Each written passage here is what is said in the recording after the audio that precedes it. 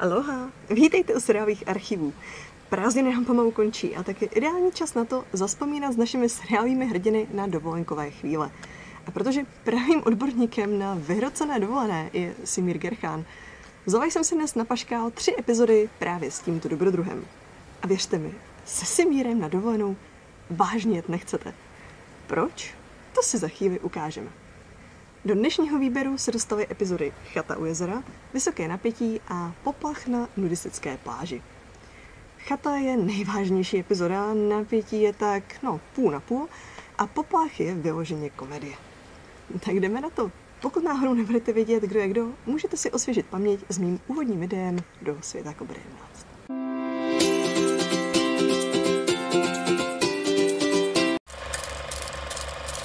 Na dálnici si to frčí autíčko na dálkové ovládání. To by bylo už samo o sobě překvapivý, ale to není všechno. Nebyla by to Kobra 11, kdyby autíčko nevezlo bombu. Vyjede podvůz, který převáží peníze a vybouchne. Dodávka havaruje a z lesa vyskáčou ozbrojenci, kteří do havarovaného vozu lezou, seberou pytle s penězi a chystají se na úprk. Když v tom si všimnou svědka, který je natáčí na videokameru. Ten se sice pokusí zdát, ale pozdě jeden z opičů ho zabije a rozstřelí u toho i tu kameru. Pak nasednou na motorky a odjedou. Následně dorazí k jezeru, do kterého naházejí zbraně a výzbroj a rozejdou se s tím, že se sejdou na chatě. A tady bych se nedívala, kdybyste poznali nějaký známý tváře. Za prvé ukáže se nám tu Klaus Nierhoff, který v Krevních poutech hraje otce Simírovy parťačky Vicky. Tady hraje hajzíka Gintra Wolfa. A za druhé, šéfem celé bandy není nikdo jiný než Rolf Kanis, který se v Kobře objevil celkem 5krát. Hrál Saiba ve Stop Boy, v Chatě u jezera hraje Jana Ruperta, v epizodě Věc důvěry byl jako Petr Bischoff, v Okno jako Markus Majakovský a nakonec v Chůva pohledání jako Filipe da Silva. A pokud jste na Kobru náhodou nekoukali a i tak máte pocit, že tohoto německého herce znáte, je to dost možný, protože hrál třeba generála Hanse Krebse v Pádu třetí říše, Štefana Tremla v německé verzi Einsteinových záhad, nebo třeba Aristida ve druhé sérii seriálu Babylon Berlin, tady mimochodem na HBO a je fakt dobrý. Simír s Andreou se mezi tím chystají na malou dovolenou a zatímco Andrea baví, Simír se věnuje velmi kvalitní četbě. Ježiš, já se vsadím, že kdyby ještě dneska čet, tak by čet smat, nebo jak se to vyslovuje.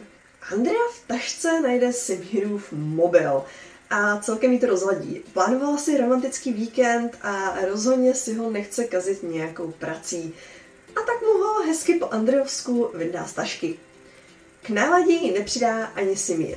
Už se chystají odejít z bytu, když pronese tuto otázku. Chata u jezera. Je to dobrý nápad? Co? No je do stejné chaty, když jsme v práci pořád spolu. Tady jenom dodám, že spolu chodí a že spolu jedou na víkend.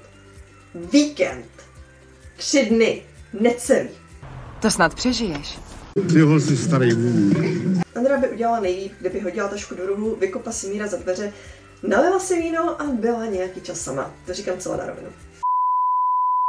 Tom, Dieter a Hotte se zatím poohlížejí na místě nehody.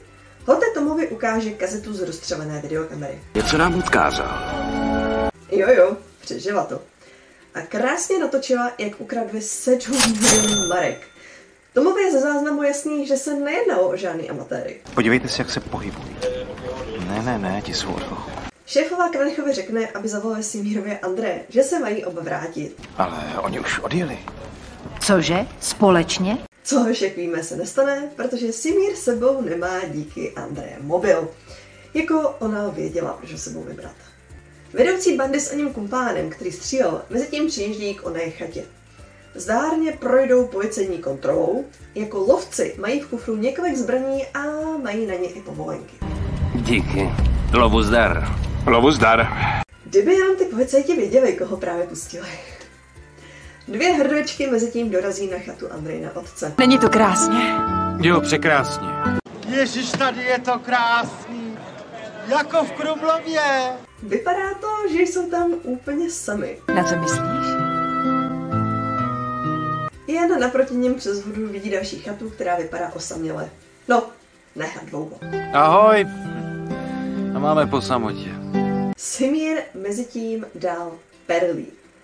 Za prvý, hledá svůj mobil jako smysl zbavený a ještě mrmlá, že tam není televize. Ale mohla jsi mi říct, že to není televize. Andrea se přizná, že mu mobil vyndala a nechala ho doma. Ale proč? No, když už jedeme na samotu, tak se vším všudy. Simír jde radši naštípat dříví. Seká a seká, než zaslechne hudbu pro jeho uši. A co ho napadne? Naskočí do loďky a zatím se na něj Andrea čeká. Odvesuje přes jezero do sousední chaty, aby se zeptal, jak to s tím fotbalem vypadá. No a kdo pak to tam je? Jde o ten fotbal. Borussia s Bayernem. Chtěl jsem se zeptat, jestli by vám nevadilo, kdybych se na posledních pár minut podíval s vámi. Do chaty ho pustit nechtějí, ale aspoň se dozví stav zápasu a půjčí si od jednoho z nich telefon, jen aby mohl zavolat Tomovi a vysmát se mu. O kamaráde, Bayern dostává nakládačku, to bude drahý. Tom ho varuje, aby už nevolal, aby se nemusel vracet z víkendu zpátky a řekne mu o přepadeném transportéru s penězi. A aby se vypomohl, na což mu Simír řekne, že ho sebou ani nemá. A zločinci to všechno nakrásně slyší. Jakmile Simír odpoje, zkusme ještě zavolají na číslo, na které volal a potvrdí si, že jde opravdu o policajta. Simír se vrátí k André a řekne jí, že byl u sousedů na návštěvě a že jim nevěří, že jsou to lovci.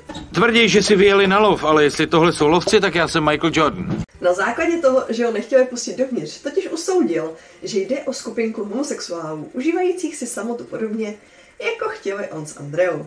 Takže jsou z opačného břehu. Zločinci jsou zatím fakt jako nervózní z toho, že mají kousek od sebe policistu, který sice nemá telefon, ale má rádio a mohlo by mu tak dojít, kdo jsou. Jo. Odsud nesmí odejít. Tom mezitím odvádí zcela neironicky výbornou policejní práci a povede se mu identifikovat jednoho ze zločinců, a to rovnou jejich šéfa. Jan Rupert. Jeho spis jsem si nechal vyhledat, protože byl vojákem. Simír s Andreou se ráno chystají na nákup, ale auto nenastartuje. Otevřou kapotu a začnou jí zkoumat, jako by tomu někdo z nich rozuměl, když dorazí sousedé lovci. Dobrý den. Na zavolanou. Zrovna nás nějak zlobí auto. Nabídnou jim, že hrdličkám nakoupí, ale Andrea je z toho neslá, protože no jasně chce si nakoupit sama. Simír je poprosí, jestli by je neroztlačili a no, odpověď mu jasně. Ne. Andrea se pokusí utéct, ale marně. Simír je v obkyčení a tak se vrátí, aby mu nic neudělali. Šéf dá kumpánům rozkaz, aby je odvedli do chaty a aby nechali Andreu na pokoji. Je to rozhodný gentleman, i když teda, jak se to vezme, protože on hodlá celou tu chatu i s těma 2 lidma zapálit. Bude to vypadat jako nehoda. Požár uhoří ve spánku. Tom se s Bonrátem jdou podívat na adresu, na které je Rupert hlášený. Bonrát si o tom připadá jako fakt důležitě. Ano, Dítře. Ano. Otevře jim šéfův bratr Štefan a zkusí je s tím, že není ten, koho hledají, a pak práskne dveřma a pokusí se jim utéct. Mimochodem, Gernot Schmidt, herec, který hraje Štefana, pak v Kobře hrál ještě 2krát. A sice v epizodách Smrt z motoru, kde byl jako Georg Kantehesl, a ve Ztracená minulost jako Ralph Weiler. Toma málem přejede, když se jim snaží ujet. S Bonrátem za ním rychle vyrazí v Tomovo služebním Mercedesu. Hoď na střechu maják, rychle, rychle. Honička skončí v jednom místním fitku, kde Rupert dostane za odměnu na budku. Huligáni hovačky! A Tom klasicky perví. Teď pojedeme k nám. A tentokrát pomalu. Bože, to je tak strašně dobrý, zvlášť po těch posledních slajdách. V chatě si zatím hlídající padouši dovolují na Simíra a Andreu. Jeden z nich po Andreji jede jako slepice po fusu a tak s ním zkouší flirtovat. Chceš to venku, v přírodě? Koupelně. Uvolní pouta a kočena využije situace a zaútočí.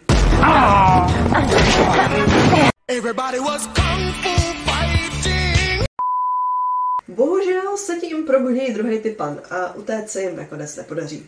Anna a Tom bráchu zatím na stanici vyslýchají. Myslí si, že může mlžit, ale Tom není včerejší. My víme, že je to váš bratr.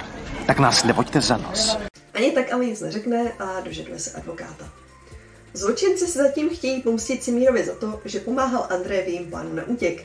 A Vikin tatík mu doslova a do písmene zatopí. Měli bychom tam přihodit pár polínek. Andrea už jich má plný zuby. Tak dost! Nechte toho! Odvede pozornost a Simír pohoví uzávěr na kamnech a ty dva zmetky pěkně opaří. A pak tu máme bitku židle versus pohrabáč. Podaří se jim oba omráčit, Simír sebere pušku, oba nasednou do auta a ujedou. Anna s Tomem zatím probírají, co udělají se Štefanem a Tom jí navrhne, aby ho místo uvalení do vazby pustili. Myslíte, že je tak hloupý a zavede nás k bratovi? Opravdu ho pustí, nastoupí do taxíku a Tom s Bonrátem ho okamžitě začnou sledovat. Ale hezky nenápadně, takový mazec jako předtím už nechci zažít. Štefan z taxíku zavolá bratrovi a o všem ho informuje. Ale mají celý přepadení na videu. A vědí, že jsi to udělal ty. Tady je takový malý WTF moment. Bonrát řekne Hotemu do vysílačky Otto. Otto, jak to probíhá? Což je jméno, které používají Italové a Francouzi. A fakt by mě zajímalo, jak se to dostalo do českého překladu a dabingu. Tom s Bonrátem to všechno vidí. Dají Hotemu za úkol, aby zjistil, kam Hovor šel, a kolegům přikáží, aby Štefana hned jak vystoupí z taxíku zase sebrali. Simír s Andreou zatím na cestě narazí na druhou půlku zločinecké kompanie. Nedostanou nás. Rupert po nich začne střílet a Simír donutí Andreu palbu opakovat.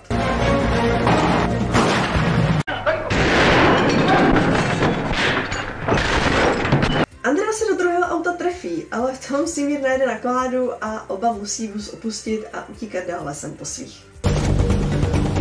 Když už si myslí, že jsou bezpečí, jen tak uhnou kůlce. I tak se ale nevzdávají a začnou znovu prchat. Doběhnou až na silnici a pokusí se bezúspěšně upoutat pozornost projíždějícího auta. Haló! Haló! Zastavte! A baf! Objeví se za nimi Rupert. Sranda skončila, policajte! No, a máme poptáka. Znovu je oba zajmou. Hotel na mapě vyznačí, kam Štefanův Hovor směřoval. A Tom nemůže věřit vlastním očím. Je to přesně to místo, kam jeli Simír s Andreou. A šéfová, ta si taky připadá jako vyříkově vědění. Co prosím? Myslela jsem, že nevíte, kde ti dva jsou. Tom jí přetlumočí vše, co mu Andrea o tom místě řekla. Jak je to izolovaný a odlehlý. To je ideální místo pro lidi, kteří chtějí na pár dní zmizet. Pošlou tam místní hlídku a Tom s Bonrátem tam okamžitě vyrazí. Hlídka je tam jako první a v chatě najdou spoutané zločince. Zrovna když se snaží osvobodit, protože oni to neví samozřejmě, že jde o zločince, že jo. Vtrhne tam Rupert s puškou a donutí je se svéknout s uniformem. Ten, co se snažil obšťastnit Andreu, okamžitě vyletí na Simíra. Gentlemanovi Rupertovi se to ale nelíbí a tak ho jednoduše oddělá. Ukliď ho někam a oprav džíp, chladič teče. Hotel dostane hlášení, že se v lese poblíž toho místa našel opuštěný džíp. Anna rozkáže, aby se ti dva, co tam vyrazili, stáhli a že to celé přebere dálniční policie společně se 2 jednotkama rychlého nasazení. Banditi se zatím chytře převlékli do uniform a odjeli i s Andreou v místním policejním autě. Wolfe, jste zatčen! Simíra a svědčené policisty nechali v chatě. Simírovi se podaří urvat komín a utéct pryč. Hej, rozvaž nás! No, někoho vám sem pošlu. V autě před chatou najde pohozené klíčky a sedne na lep. Nastartuje a vydá se po cestě, kudy si myslí, že zločinci ujeli. Ti ale mysleli o krok dopředu a nahlásí se, že pronásledují podezřelé vozidlo, to se Simírem uvnitř. Je to vínově červený Jeep Cherokee Colleen 6868. Kolem Simíra zrovna projíždí kolona se zásahovkou, když se k ním dostane hlášení o podezřelém vozidle. Simír vyleze ven a je v okamžitém obležení. Strhnou ho na zem a osvobodí ho až Tom, který s Bonrátem v zápětí dorazí. Simír? Tome, jak mě pustěj! Tom předvede jednu ze svých slavných piruetek.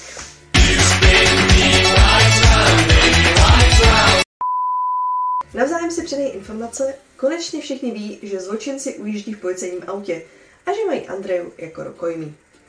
S Tomem si ujasní, že se jedná o jedny a ty samé padouchy, které hledá i Tom. Zeptá se Simíra, jestli neví, kam jedou. Zaslechl jsi, jaký mají úmysly? Jedou pro ty uloupený prachy. Všichni tak vyrazí na místo činu, kde celý loup ukryli. Zločinci už na místě jsou. Vyndají peníze z podzemního krytu a Rupert André rozkáže, aby si tam lezla. Vlez tam. Ne! Ne! Wolf je proti. Snaží se Rupertovi postavit s tím, že není vrah. Ale hádejte co. Rupert je. Andrea si tak ještě ráda do krytu vleze, co si budeme. Ten zmetek ji tam zamkne. A s penězi se vrátí zpátky za svým posledním spojencem do auta. Ale Tom se Simírem a karavanou už se blíží. Nevzrušuj se, mají strach o tu holku, zatím máme navrch. Simírovi dojde, že v autě zločinců nevidí Andreu. Pro případ, že by byla v kufru, začne na Toma křičet, aby byl při pronásledování opatrný, aby se nevybourali. Tome, dělám, co můžu. A pronásledují je až do naší staré známé pískovny. Zásahovka jen prostřelí gumy a Rupert se i s kumpánem a penězi v autě zřídí ze srázu dolů. Simír je vyděšený. Pořád si myslí, že tam Andrea někde byla. Běží dolů k autu a k jeho úlevě najde jenom ty dva polomrtvý bídáky. Snaží se z Ruperta zatím takovým malým topeníčkem dostat, kde Andrea je.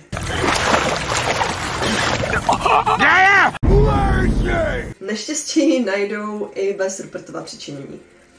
Zraněný Wolf se totiž na chvíli probral a zavolal pomoc. Už tady vidíme, že Simír je úplně marnej ve zdravovědě a vlastně i všichni okolo. Protože místo, aby očekoval, jak na tom Andrea je, i k sobě jenom tiskne jako ten největší idiot. Ale to se dá dělat. Andrea se samozřejmě sama od sebe probere. Zázrak. A tohle je jeden jediný škravoup na jinak naprosto perfektní epizodě. Takže jim to tu ještě milé ráda odpustím. V téhle epizodě se Simír nechystá na dovolenou s Andreou, která je v tenhle moment už jeho zákonnou manželkou, ale s Tomem, který se v téhle sérii vrátil k policii. Vyráží si na takovou malou, pěknou pánskou jízdu. Jen oni, karavan. Obrovský, že má v suterénu kulečník. A nějaké to rybařeníčko. Ale samozřejmě to tak idylické nebude. Na dálnici totiž zrovna jede Štrátman. Má důležitou informaci pro šéfa zločinecké bandy. Kde pak? To řeknu jen šéfovi. Jak jsme se domluvili. Bohužel pro něj se ale vybourá. A než zemře, zamluvá ono důležité info Tomovi, který k němu právě doběhne. VV 24. Štrátmanův spolujezdec Heller to vidí a sice neslyší, co říká Štrátman, ale to, jak se Tom představí, to ano. A řekněme, že to pro Toma neznamená vůbec nic dobrýho. Heller je také stará známá tvář. Stefan Gebelhoff byl v Kobře celkem 4krát. Kromě vysokého napětí byl i v epizodách Rychlost jako Holger Makerat, Hrin v plamenech jako Albers a Rozpolcená jako Dr. Langer. Na stanici se všichni snaží přijít na to, co Marek VV24 znamená, ale ať se snaží jak chtějí, na nic nepřijdou. Bonrad teda přijde s originálním nápadem. Není to citát z Bible? Ale Anna ho okamžitě dostrhá na cucky. Monráte, nevím, jakou Bibli máte vy, ale v mojí žádná kapitola VV neexistuje. Nicméně si tenhle moment pamatujte. Bonrad výjimečně vážně k něčemu byl. Tom se v tom chce ještě chvíli hrabat, ale šéf Line připomene, že jim začíná dovolená a že by se měl vypařit, než si to rozmyslí. Buď okamžitě nastoupíte se Simírem na zaslouženou dovolenou, nebo vás Bonrád zavře do cely předběžného zadržení. Heller dostane od šéfa Viktora Routa nakázáno, aby mu Kranicha, jediného, kdo ví Štrátmanovy instrukce, přivedl. Vy mi ho sem přiveďte. Zvládnete to? Viktor Hrot, alias herec Christoph Grunert, se také v Kobře objevil víckrát. V epizodě Výpadek paměti byl jako Alex Sudor a s Miminem v náručí jako Kestr. Kluci mezi tím vyráží na dovču. Veď mě dál, ty cesto má. Simír si všimne, že Tom má na ruce dočasné tetování. To je kobra! Jedno má i pro Simíra. Čínský znak pro odvahu a sílu. Vydrží to, než přijdeš do styku s vodou. To může být u tebe dost dlouho. Šéf zločinců zavolá na služebnu a lstí od Andry zjistí adresu, kam kluci jedou. Namluví, že je z banky a že Tom ztratil kreditní kartu. Oh, honey. Vyšla tedy Hellera na lov. Kluci mezi tím trošku boudí. Jestli budu při tomhle házení ještě chvíli koukat do mapy, tak jdu do suterénu a pozvracím kulečník. Když chce Simír jednou rukou odbočit celý ten obří karavan doprava, řekne mu Tom, že už odtisk nemusí držet, že je hotovo. A Simír zjistí, co za zákeřního hada sebou veze. Moc vtipný, opravdu náramně vtipný. Prostě éra Ivo Kranicha je naprostý top. To mi nikdo nemluví. Nicméně konečně dojedou k jezeru. Vypadá to na idylku, která ale bohužel pro ně nebude trvat věčně. Havar už si to k ním totiž metelí a s ním i nějaký další random bad guy. Simír se snaží tetovačku smít. Ale že je smytelný, co ti to v tom krámě dali, prosím tě, tohle v životě dolů nedostanu! Sice to nesměje, ale alespoň vyndá z basy 2 lahváče a donese je Tomovi s tím, jestli nemá otvírák. Ten jen odvětí, že otvíráky jsou pro paďoury. A Simír mu přitaká a jako správný Němec otevře pivo o stůl. Jo, on je to vlastně Turek, že jo? Tom se tomu směje, ale kdo jinému jámu kopá? Něco mě štíplo. A nastane jedno z největších dramat této epizody. Zapomněli sebou vzít jídlo, které jim Andrea láskyplně nachystala. No to snad ne! Simír tedy prohlásí, že zahne na benzínku a koupí mraženou pizzu. Strčíme si ji do podpaží. Jak ji chceš rozmrazit? Viděl jsem v našem karavanu troubu? Já teda vidím 2 trouby, ale nechci být těžkodojivá.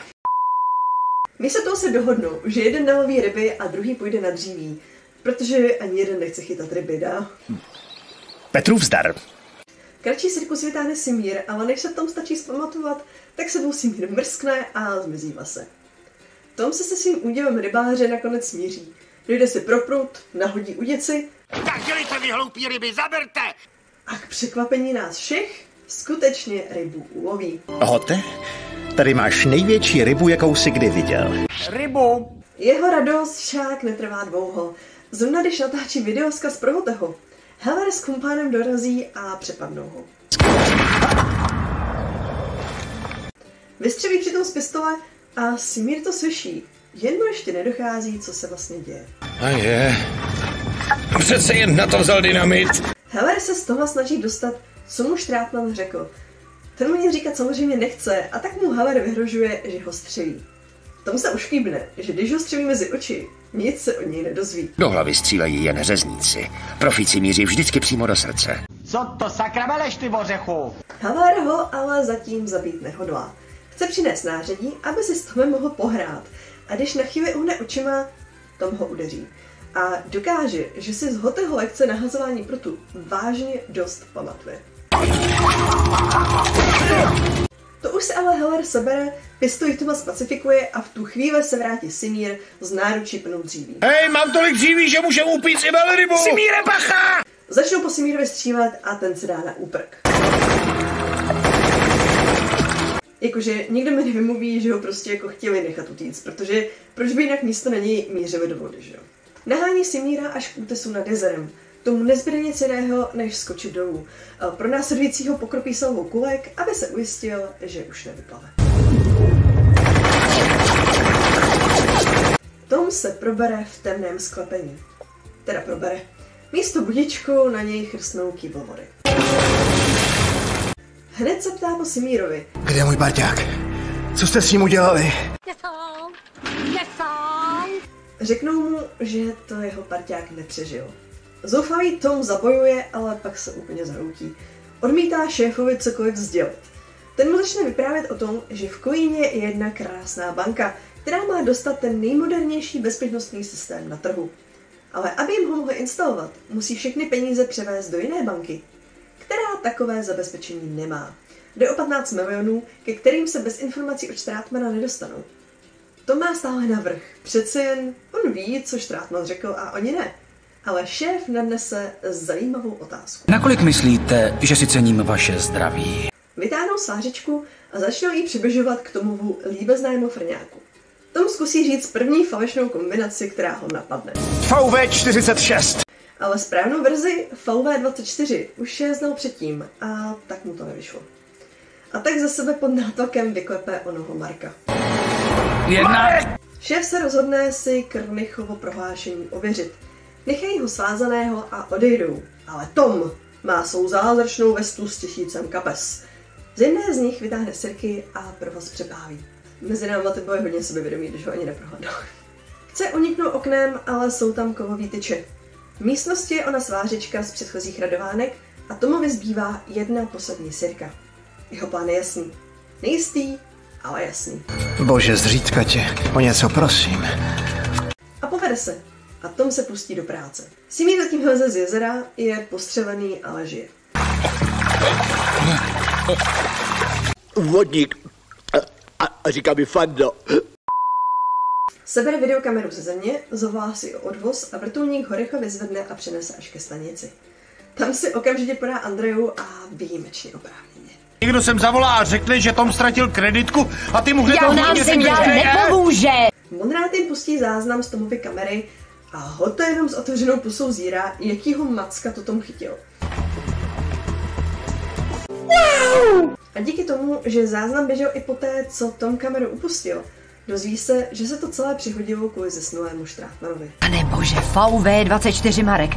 Přece jen to něco znamená. Simír tady vyrazí se 2 kolegy k němu do bytu. Vyndejte polštáře z povlaku a když to bude nutný, obraťte jeho ponožky na ruby. Samozřejmě ten, kdo něco opravdu najde, je náš borec Siggy Miller. Siggy! Simír se ale nenechá zahambit. Plán elektrické sítě energetických podniků Kolín, VV24. Tom stále maká, když Tom zaslechne kroky. Okamžitě přestane, popadne provazy, sedne si na židli a předstírá, že je stále svázaný. Jaký to roztomilý pohled. A zatímco se šéf vykecává, Tom se modlí, aby si nevšiml tý haldy syrek na zemi. Rychle je přikryje botou a ptá se, co s ním teď bude. Genesis kapitola 1, verš 3. Říká vám to něco? Že jste šílený megaloman. Ve zkratce nedostane jasnou odpověď. Šéf a Heller odejdou a zase ho tam nechají samotného. Tom se okamžitě vrhne na mříže, vyndá je a vyleze ven.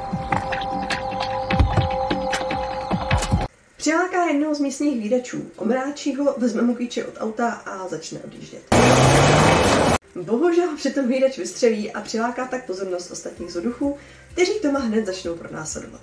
V autě Tom najde mobil a zavolá na služebnu. Dálniční policie, šéf. Andreo, to jsem já! Tome! Ale cestou ztrácí signál, ještě po něm střílejí a Andrea se sice snaží vystupovat, ale marně. Vybourá se a poslední věc, kterou kolegové v kanceláři slyší, je výstřel. Simír zajede do Štráfmanovy práce, kde je mu vysvětleno, že Štráfman měl za úkol vyhledávat slabá místa v městské elektrické síti.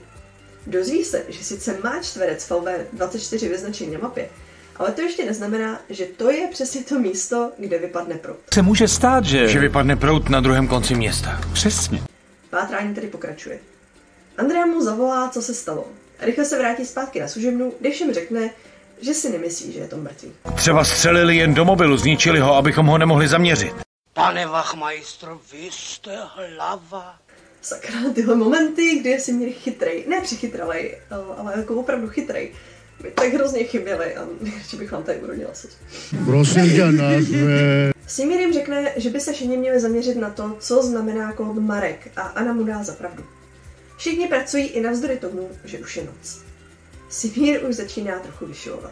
Budeme obracet každý kámen, dokud nezjistíme, kdo nebo co je ten Marek. A v rámci jeho výbuchu mu docvakne, že Bonrad měl pravdu. Jen nešlo o citát z Bible, ale o kostel svatého Marka. Ověř si jména kostelů v tomhle sektoru. Vsadím se, že jeden z nich je svatý Marek. Simír tam hned vyjede. Tom to samozřejmě přežil. Znovu ho svážou a vrhnou do sklepa a všichni se seberou a vyjedou se připravit na přepadení banky. Vyhodí u toho proud v daném sektoru. Loupež se jim povede a 15 milionů je jejich. 15 milionů není nijak moc, ale na zmírnění nouze to stačí. Zrovna se chystají pryč, když tam dorazí Simír. Jednoho gaunera zastřelí a jo, tady ještě měl svědomí. V navigaci vozu mrtvého najde výchozí adresu, nahlásí Andreje a okamžitě se tam vydá. Uložil si to.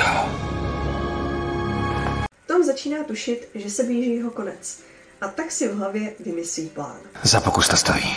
Zastrčí si pod bundukový plát, protože profíci střílí přímo do srdce, že? A dobře udělal, protože Heller už dostal pokyn, aby se ho zbavil. Co je? Zapomněli na vás? Heller sám doma? My víme, že jsi doma sám, docela sám. Tom se ho ještě pokouší zvyklat, že ho kumpáni třeba podrazí, ale Heller je sám jeden velký chodící podraz. Sebral víčko rozdělovače od šéfa letadla, aby bez něj nikdo nemohl uletět. A střelí do Toma. V tu chvíli už je tam Simír a všechno to vidí. jako chudák. V tuhle chvíli už je mi ho fakt hrozně moc líto. Když si vezmu, že nebude trvat tak dlouho a tom jako umře doopravdy, jakože já si Mírovi vyčítám hrozně moc věcí, které mohl vyřešit tím, že by chodil na terapii samozřejmě, ale on už je na ty starý kolena tak strašně pošramocený, protože jako kdo z nás by po tomhle všem pošramocený, jako nebyl, že jo. A tehdy zvykovali i fanoušky, nejenom si Míra, protože následuje vzpomínková sekvence. Jako fakt si s náma tenkrát zahrávali, ne, že ne? Simír se vytočí, naběhne na Hellera a začne se s ním rvát. Když už to vypadá, že to jeho nervy neustojí a zbaví se ho, ozve se Tom. Aspoň kousíček mi z něj nech.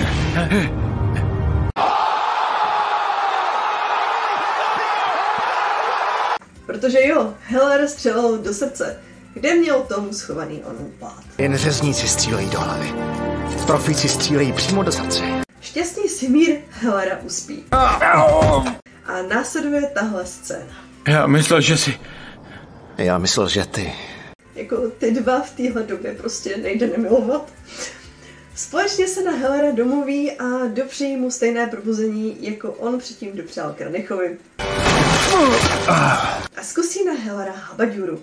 Zkusí mu nakoukat, že ho šéf nehlásil na policii, protože jak jinak by Simír našel?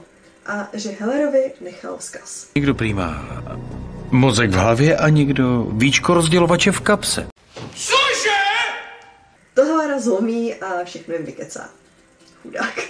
To je snad nejstarší policajský trik. Na letišti už se všichni připraví na odvet, chybí jenom ten Heller. A v tom dorazí Simír s Tomem. Všichni tam začnou zákonitě pašit. Bacha, Poldové! Tom pár z nich postřelí a šéf se na všechny vykašle, nasedne do letadla a chce uletět. Ale chybí mu jisté víčko rozdělovače, že jo? Co je sakra? Takže letí tak akorát domů. Vezme peníze a dá se na úprk. Na runway najde připravené cizí letadlo a zbaví se majitele. Tom to vidí a řekne si not on my watch, no. A rozeběhne se za letadlem. Naskočí na křídlo a snaží se šéfa donutit, aby zastavil. Simír mezi tím naskočí do otěšního auta a vyjede za nimi a rozhodne se mu přistřihnout křídlo. Tom vidí, jak se letadlo nekontrolovatelně řítí. Vytáhne šéfa za fígr ven, hodí ho Simírovi na kapotu a sám přeskočí na střechu. A letadlo to nejde do stanoviště s benzínem a vybuchne.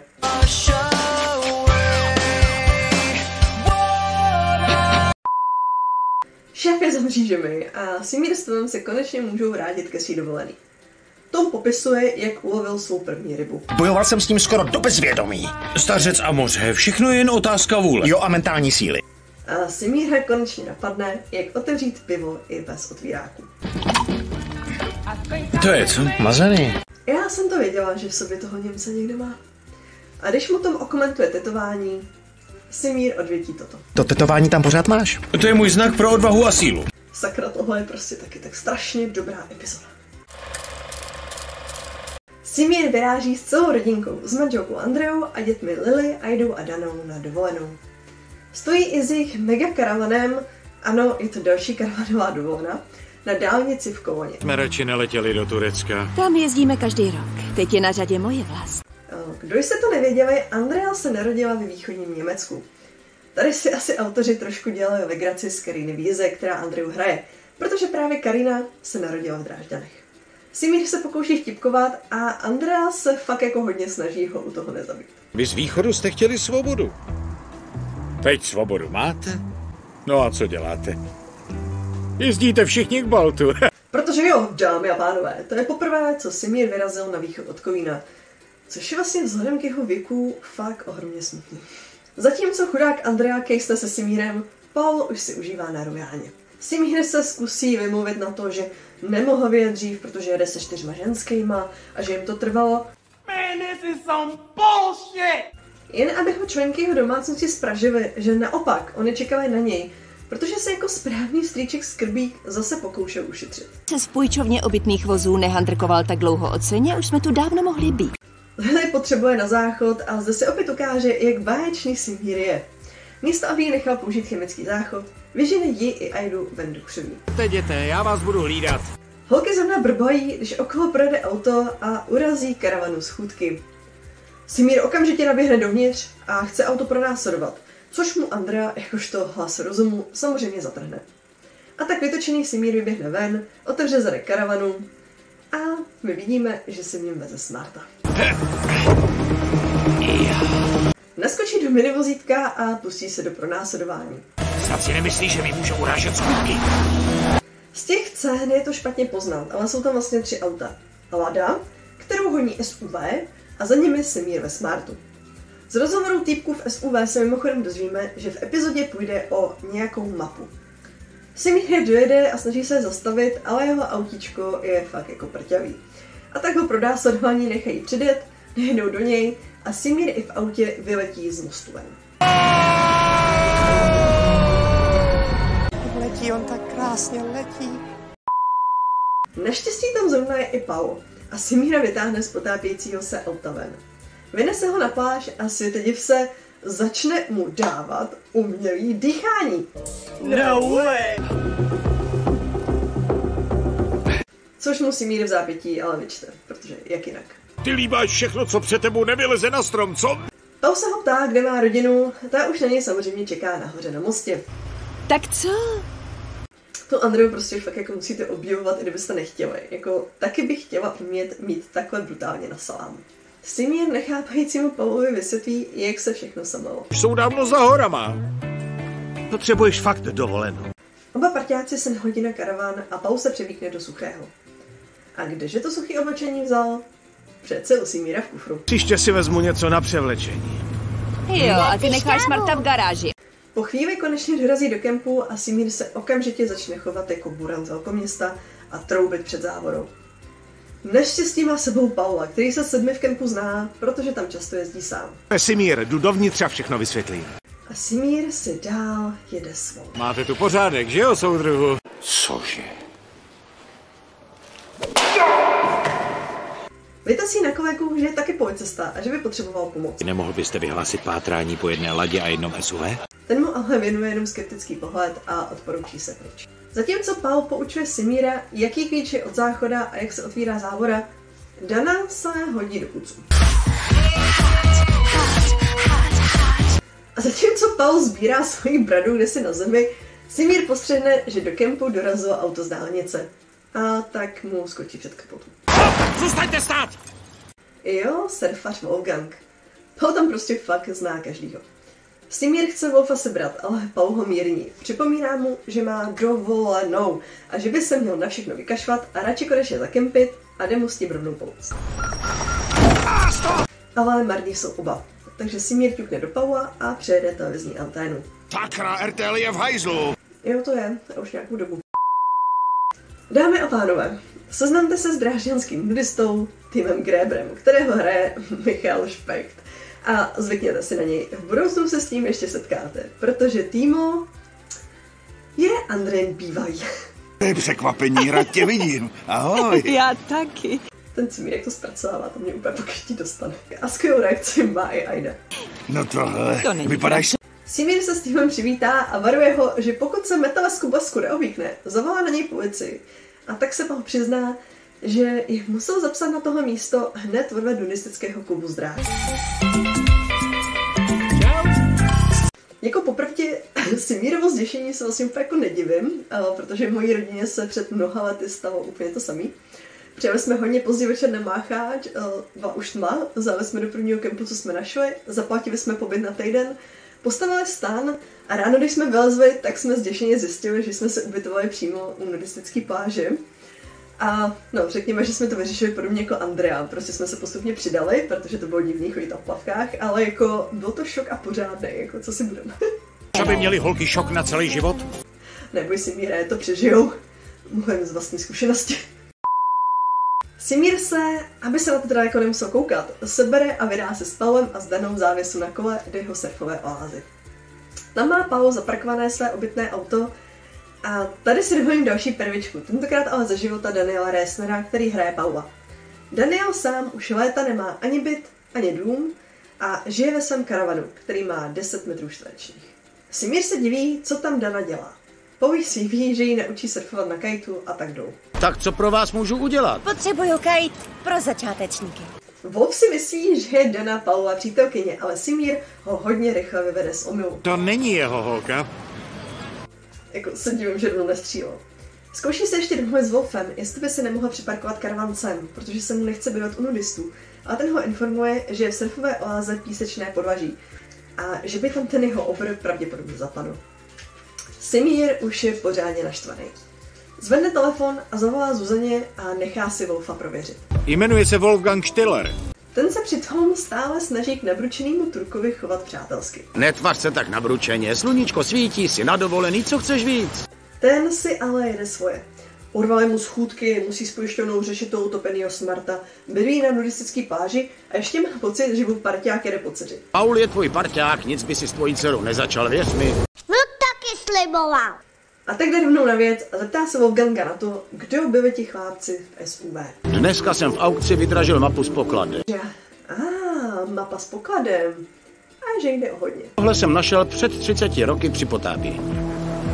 Na dně Baltu je hodně vraků a ta mapa má doslova cenu zlata. Zatímco se Simír čuří na Wolfganga, Andrea si s dětmi užívá na pláži. Upejpá se v plavkách, ale Timo jí řekne, že přece ví, jak vypadá nahá a že se nemusí stydět, protože byl přece její první chlap. Po 2 dětech vypadá moje tělo trochu jinak. Jako to, až se dozví Simír. Andrea se nenechá přemlouvat a opravdu se taky svlékne. A Timo jí smutně řekne, že si nevzal tu pravou. Simír zešílí. Další, kdo si užívá, je Dana, pod dohledem jejího statného instruktora. Simír to psychicky nedává a tak se rozhodne kite taky zkusit. Musíš zůstat uvolněný. Jo, já jsem uvolněný. Zrovna když se připravuje, objeví se týpci z SUV a popadnou Wolfovou mapu.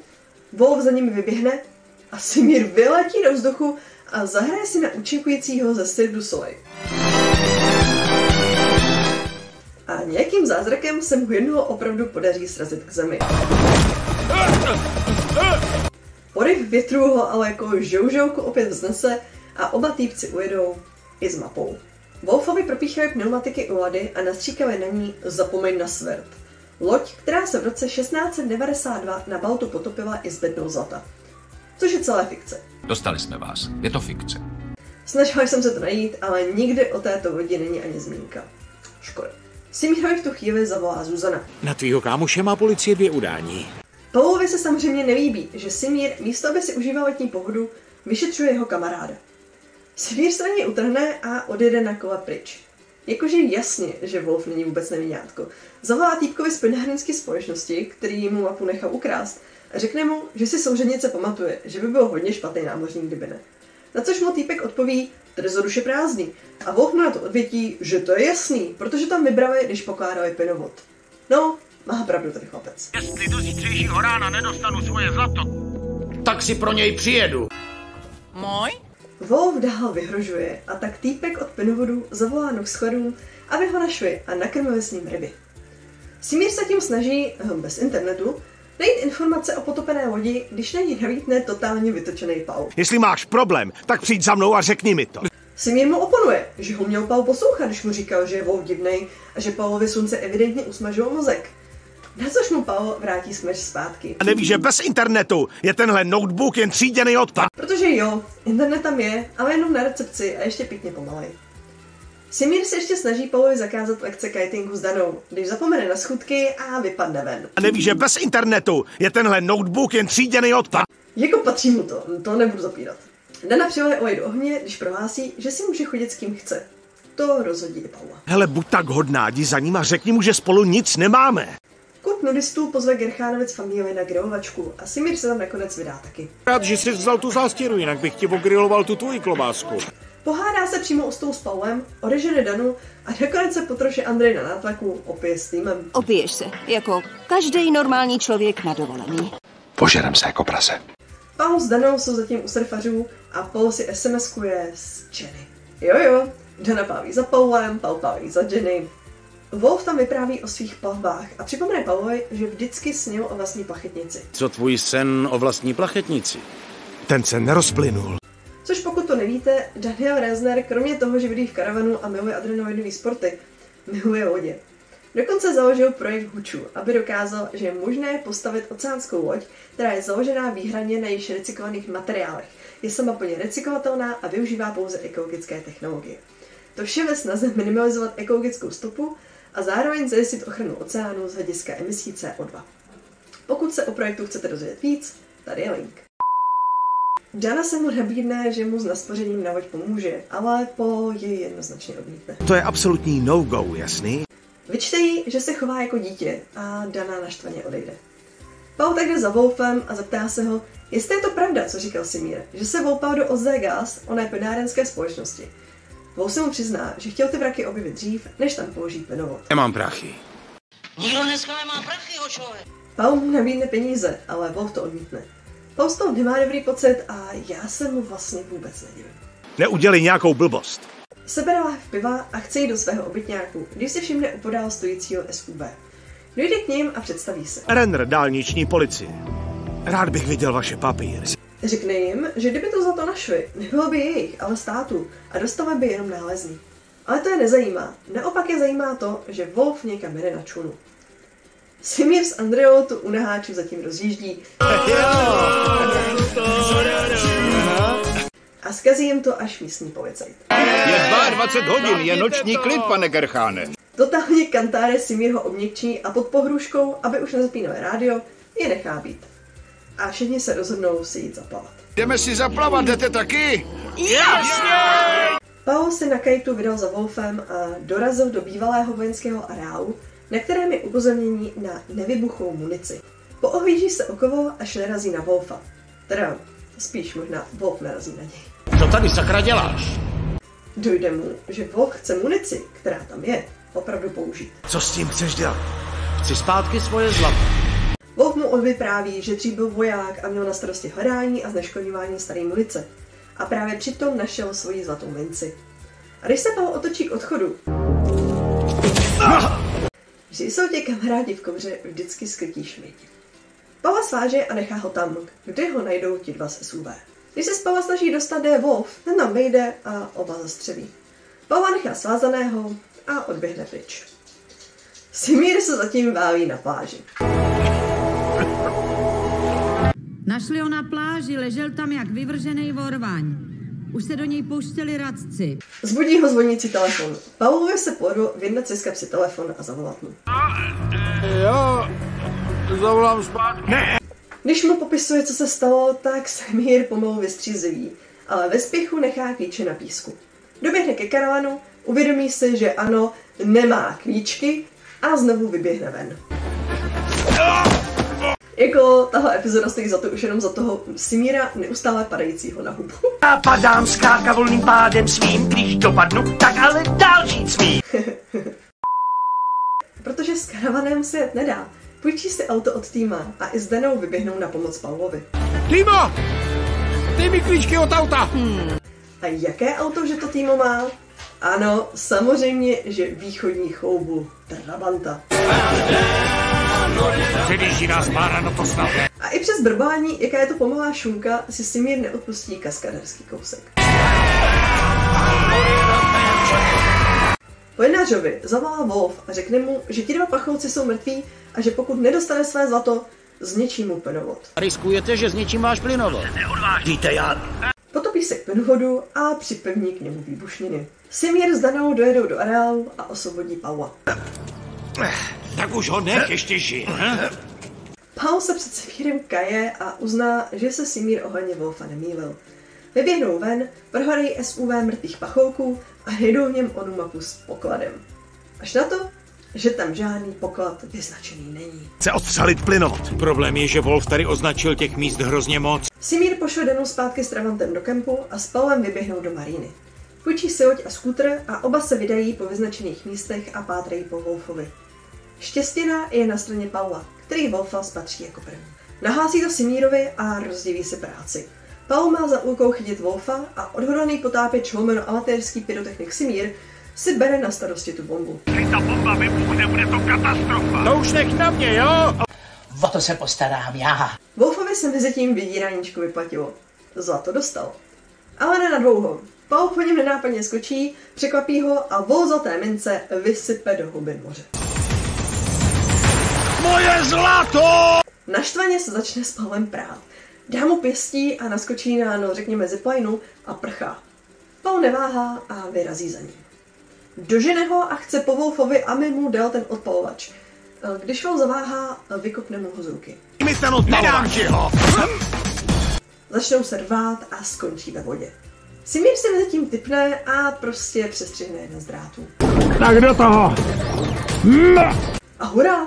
Bomba je zneškodněná a Pavel táhne Wolfa ke břehu, kde ho předají do rukou místní policie. Vypadá to konečně na klidný večer, ale Simír ten si prostě nedá pokoj. Byla u tebe v noci nějaká ženská. Kdo to byl? Pavel je napřed zmatený, ale pak mu dojde, že se Simír choval jako totální protože si myslel, že to Pavel potají táhl s Danou. Pavel mu řekne, že s Danou nechodí, ale že mu nemůže říct s kým, protože to slíbil. Takže to Dana nevydrží a práskne to. Byla to Jenny. Simír je tak nadšený, že mu najednou z ničeho nic nevadí koupání na ostro. Raz, tři! Oni jsou docela nahatí. Musím říct, že vítězem této epizody je jednoznačně Andrea. Jako jediná se vyčilovala, pobavila se se spoustou lidí, vychutnala si grilovačku, děcka někde z krku, prostě si užívala života, zatímco ti dva troubové tam pobíhali a hádali si jako pitomci. Andrea. A je to za námi. To byly 3 dovolenkové epizody Kobry 11. Jaká se vám líbila nejvíc a vyrazili byste se Simírem někam na dovču? Nebo byste raději jako já zůstali doma hezky v bezpečí? Napište mi to dolů do komentářů. Budu ráda za like, za odběr a uvidíme se zase příště. Aloha!